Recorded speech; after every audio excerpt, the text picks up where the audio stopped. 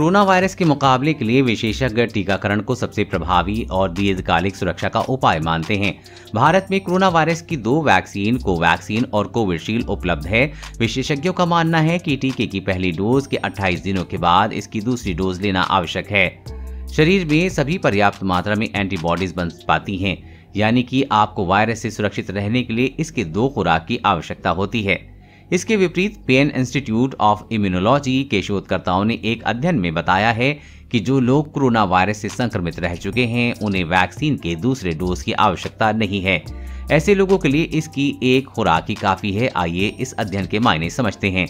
Science immunology में छपे अध्ययन में शोधकर्ताओं ने बताया है कि जिन लोगों को कोरोना का संक्रमण हो चुका है उनमें पहली डोज के बाद ही एंटीबॉडीज बढ़ जाती हैं, जबकि दूसरी डोज के बाद एंटीबॉडीज की मात्रा में कोई खास बदलाव देखने को नहीं मिला है। अमेरिका में कई लोगों पर किए गए अध्ययन के आधार पर वैज्ञानिक इस नतीजे पर पहुंचे हैं।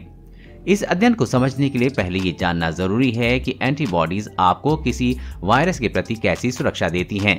शरीर में 2 तरह की एंटीबॉडीज होती हैं। पहली टी किलर कोशिकाएं जो कि वायरस को मारती हैं और दूसरी बी कोशिकाएं जो भविष्य में वायरस के दोबारा हमले के समय उसे पहचान कर उसके खिलाफ प्रतिरक्षा प्रणाली को सक्रिय करने का काम करती हैं।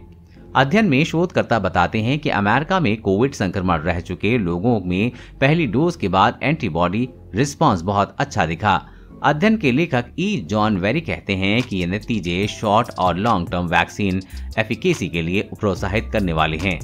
सामान्य तौर पर लोगों में वैक्सीन की पहली डोज एंटीबॉडीज बनाने और दूसरी डोज उसे बूस्ट करने में मदद करती है। वहीं जिन लोगों को पहले से संक्रमण हो चुका है उनमें वैक्सीन की पहली डोज ही बूस्टर के तौर पर काम करती है। इस अध्ययन के अलावा कई अन्य अध्ययन भी इस दावे को पुख्ता करते हैं कि संक्रमितों के लिए वैक्सीन की केवल एक डोज ही काफी है। ब्लूमबर्ग की एक रिपोर्ट के मुताबिक फ्रांस, स्पेन, इटली और जर्मनी जैसे कुछ देशों ने कोरोना संक्रमित रह चुके लोगों को वैक्सीन की एक ही डोज देने की स्ट्रेटजी बनाई है। इसके अलावा new England journal of medicine में छपी एक अध्ययन कहती है कि जो लोग पहले संक्रमित रह चुके हैं उन्हें वैक्सीन का एक डोज ले लिया है। ऐसे लोगों में शरीर में बनी एंटीबॉडीज उन लोगों से ज्यादा होती है जिन्हें इसके 2 डोज दिए गए हैं।